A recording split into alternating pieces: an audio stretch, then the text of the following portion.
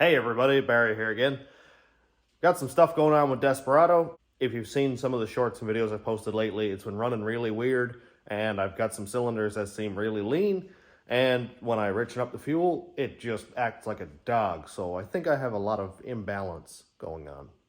Here's Desperado's fuel rail with its injectors in place. Last week I went to Mexico, stopped on the side of the highway, put one spark plug in number 8, a brand new plug, did a full quarter-mile rip, shut it off as soon as I could, and when I pulled it out, the spark plug was completely white. There was no soot on the plug whatsoever, so I said, well, that's quite lean.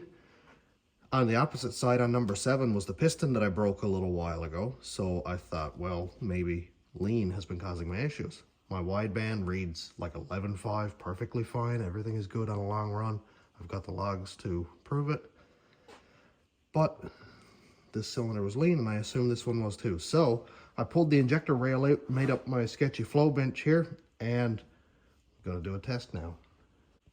Here, in case you haven't seen, is the other rail I made from my flow bench test, and I've got 8 injectors in here that I decapped yesterday, and I flow checked them all. They're all nice and even.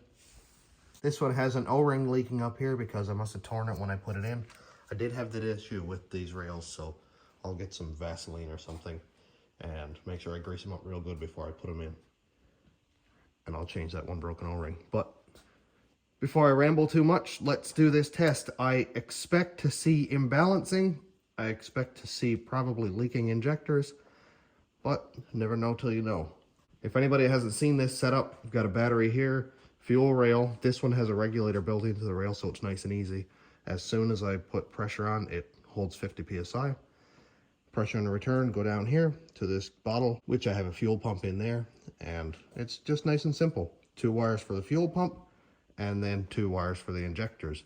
All 8 injectors are going to 2 wires, so they all pulse on and off at the same time. And for anybody who's wondering, I am using gas.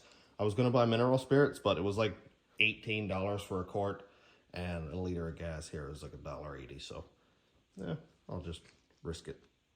I've got it placed so that we can see the gauge. First, I will test the fuel pump. Okay, dead on 50 psi. And now for the injectors. I'm just gonna pulse them a whole bunch until the bottles are probably half full, and we'll check out the results.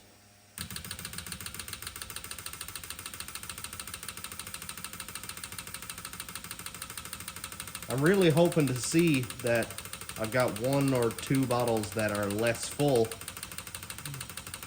It'd be interesting to see because I've had some real weird issues. And if these are all the same, then I gotta look elsewhere.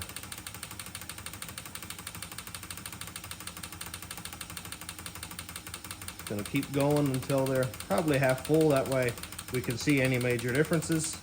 It's hard to see when there's only 100 milliliters in it or whatever.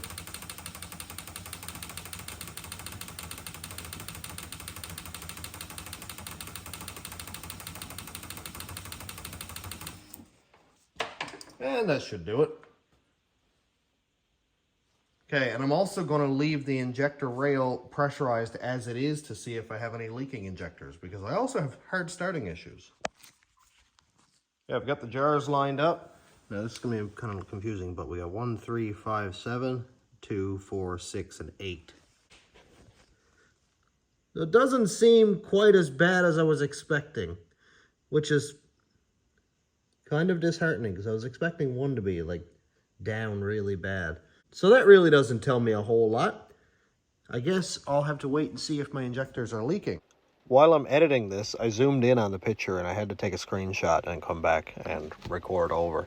If you look at number 3, you'll see that the fuel level is slightly higher. And then if you look at number 7, which is the piston that I broke, it's actually lower. And I know it's not like a major difference, but with 3 cylinders being kind of odd, then yeah, it would really mess up the air-fuel ratio. And the leaner cylinders would run hotter.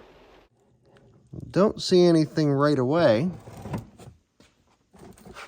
That doesn't mean they won't leak overnight, but right away they look pretty decent. While I have the injectors out and it's easy to get at the intake bolts, I think I may check for vacuum leaks. when I put this engine in, when I put the intake down, it was kind of hard to get it in there square so it sat flat. Like the bolts kind of drew the intake down. So I don't know if something slipped out of the way. I don't know if there's a wire nipped under the intake or something. And I think it's just responsible for me to check those gaskets and make sure everything there is good. Pressure is at about 28, 27 psi. So I'm going to keep this as long as I can and just make sure that nothing is leaking. I don't know if these regulators are supposed to hold pressure after the truck is shut off, but I wonder if I have a regulator leaking down, and that's what's giving me hard starting issues. It's a good question. What do you guys think? I just want to make this quick update video. Let me know what you think.